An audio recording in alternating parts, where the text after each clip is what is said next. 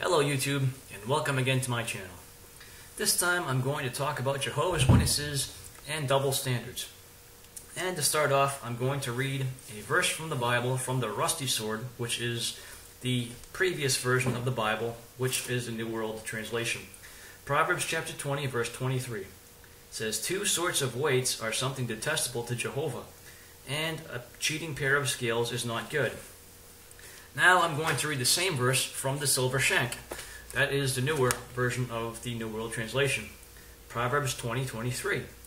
"Dishonest weights are detestable to Jehovah, and deceptive scales are not good." So you'll notice the difference.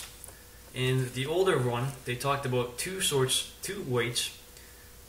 How'd they put it? Two sorts of weights.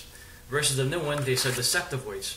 So two sorts of weights meant that the merchant would have one set of weights for buying and another set of weights for selling, both of which, of course, would favor the merchant. And the basic thrust of that is that they're measuring things by two different standards, which is like having a double standard. So let's see how the Watchtower has a double standard, one of the many ways.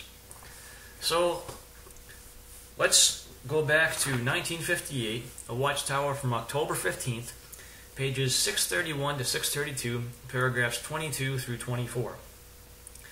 So there's a whole list of things that a bunch of clergymen decided was going to come to pass. They didn't set a date on it. They didn't claim to be speaking for Jehovah, but they just thought these things would happen, and they didn't. So how did the Watchtower judge them? Paragraph 24. "The 8 clergymen who signed the manifesto were disappointed as to what they expected. In other words, they proved to be false prophets." Now you can find that on your CD-ROM. You can go back and read that article to see what they expected. But when their expectations proved to be false, the Watchtower judged them as false prophets, which is ironic because within recent memory, the Watchtower has had to admit a couple of times to the fact that they've had wrong expectations. So if the Watchtower were judging itself, they would call themselves false prophets. But since they don't judge themselves with the same set of weights that they judge other people, they don't do that. So let's look at some of the Watchtower's expectations over the years. This is taken from a book, the KJ book. I'm not sure what that's for, but it's from 1971. So it's Kingdom something. But chapter 12, pages 216 to 217, paragraph 9. "Until he comes who has the legal right." Paragraph 9. "Shortly within our 20th century, the battle in the day of Jehovah will begin against the modern antitype of Jerusalem, Christendom." Well, here we are, 2015. The 20th century is over, and the battle of the day of Jehovah has not begun. So that expectation has not come to pass. So if Christendom had said that, Jehovah's Witnesses would say they were false prophets. But how do Jehovah's Witnesses respond when people call them false prophets? Watchtower, 1986. March 15th, page 19, paragraph 14. "Allow no place for the devil." Finally, we might consider what the Society has published in the past on chronology. Some opposers claim that Jehovah's Witnesses are false prophets. These opponents say that dates have been set, but nothing has happened. Again, we ask, what is the motive of these critics? So here, the Watchtower has to resort to the logical fallacy of shoot the messenger or poison the well. If someone is questioning the fact that they have bad expectations that have not come true, well, they must have bad motives. So applying that same logic, that would necessarily have to mean that the Watchtower had bad motives when they questioned the chronology of those clergymen back in 1958. But that standard doesn't apply to them. So let's go to the reasoning book, page 136, False Prophets. "Have not Jehovah's Witnesses made errors in their teachings?" So this is in the middle of one of those paragraphs.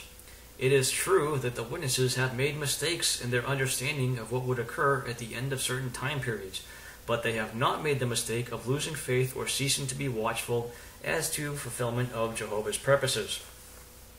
So it's perfectly fine for them to make false predictions as long as they keep their faith in Jehovah. However, for those clergymen, it doesn't matter whether or not they had faith in God, they were false prophets. Different set of scales. So if that's the case, is sincerity alone enough to please God? Watchtower, 2011, October 1st. page 8. What the Bible teaches is the topic, 5. God accepts all sincere worship. Is it true? So what the Bible teaches at the very end of that paragraph says, yet sincerity alone does not guarantee that God will accept our worship.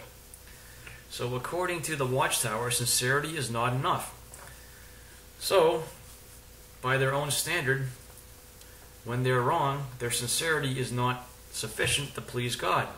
But they never actually apply that standard to themselves. Alright, well, let's move along. This comes from a book with the abbreviation PM, chapter 20, pages 353 through 354. And this is how Jehovah identifies prophets. It says, Jehovah, the God of true prophets, will put all false prophets to shame, either by not fulfilling the false prediction of such self-assuming prophets, or by having his own prophecies fulfilled in a way opposite to that predicted by the false prophets. False prophets will try to hide their reason for feeling shame by denying who they really are. So, what group has claimed to speak in the name of Jehovah, has had predictions that have not come true, and has then claimed that they were not a prophet? Interesting. Alright, so moving on to Awake 1993. March 22nd, page 4. Why so many false alarms?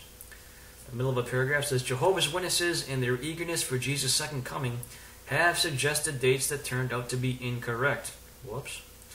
Because of this, some have called them false prophets. Never in these instances, however, did they presume to originate predictions in the name of Jehovah. Never did they say, these are the words of Jehovah. Is somebody trying to hide who they are? So going along that same article, pages 3 to 4, so they cite Deuteronomy 18:20 through 22, which talks about false prophets. Then it goes on, there are some who make spectacular predictions of the world's end to grab attention and a following, but others are sincerely convinced that their proclamations are true. They are voicing expectations based on their own interpretation of some scripture text or physical event. They do not claim that their predictions are direct revelations from Jehovah, and that in this sense they are prophesying in Jehovah's name. Hence, in such cases, when their words do not come true, they should not be viewed as false prophets, such as those warned against at Deuteronomy 18:20 through 22. In their human fallibility, they misinterpreted matters. Undeterred by previous failures, some seem to have been spurred on by the approach of the year 2000, and have made further predictions of the end of the world, like overlapping generations. The Wall Street Journal of December 5th, 1989, published an article entitled Millennium Fever. Prophets proliferate, the end is near. That sounds like a recent Watchtower. With the year 2000 approaching, various evangelicals are predicting that Jesus is coming and that the 1990s will be a time of troubles that has not been seen before. That's funny because Jehovah's Witnesses have been saying that since 1914. Well, actually since before that.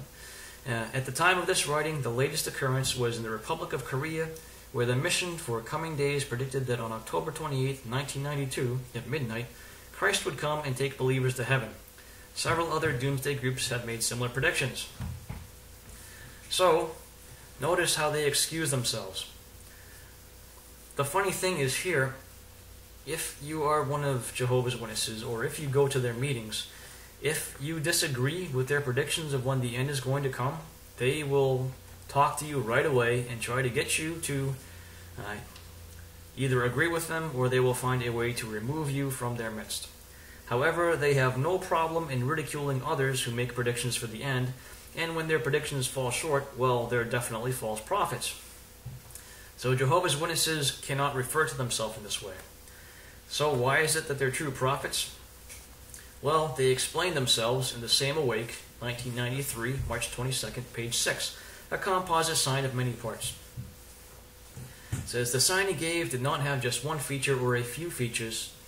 It had many that were to be taken together as a composite sign, just as was the case with the composite sign at the time of his first coming as Messiah. Thus, with many features or events, he unmistakably signifies his invisible presence at this time as Jehovah's reigning king enthroned in heaven, but extending his power and influence to the affairs of earth. False alarms may result when only one or two of these features are stressed.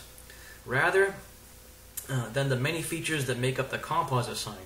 It is like the 6 blind men from Indostan, each one of whom jumped to a wrong conclusion because of feeling only one part of the elephant's anatomy. The fulfillment of this composite sign by Jesus, plus some additional conditions given by 3 of the apostles, began in a remarkable way from 1914 onward. A digest of these various features along with their fulfillments follows, and you could look up that article for those fulfillments. So, they're saying that now because they see all the signs of that composite sign, that means that Christ is present now. But to be honest, that was back in 1993, and since then their understanding of the word generation has changed 3 times. So the reality of the matter is they are very much like the 6 blind men in that illustration that they're sharing, and they appear to be feeling some part of the elephant's anatomy. I am not sure I want to go there with the group of people we're talking about. But what you can see is that Jehovah's Witnesses have a very different standard for judging people who are not Jehovah's Witnesses than they do for judging themselves. They do the exact same thing as those who they claim are false prophets, but yet, when they do it, it's not false prophecy. So going back to the rusty shank, or the rusty sword, Proverbs 20:23, 2 sorts of weights are something detestable to Jehovah, and a cheating pair of scales is not good. Why do you think they changed that first? Maybe it hits a little bit too close to home. If you do a search in the CD-ROM for false prophet or false prophets, they make many less references now to groups that they call false prophets. And the reason for that is because it is getting increasingly difficult, and by that I mean completely and totally impossible, for them not to make it obvious that they are false prophets when talking about other groups. So, to limit the amount of hypocrisy that they utilize in their writings, they are forced not to talk about false prophets outside of the references specifically in the Bible. And then their discussion of that typically tends to be constrained just to what's in the Bible. So they are getting less and less likely to call other people false prophets because none of their prophecies have ever come true, and they've made a considerable larger number of false prophecies over the course of 130 years or more than any other group during the same concurrent time period that I'm aware of. If somebody else knows of another one, please do fill me in. I would love to know. But this is only one of the aspects in which Jehovah's Witnesses use double standards.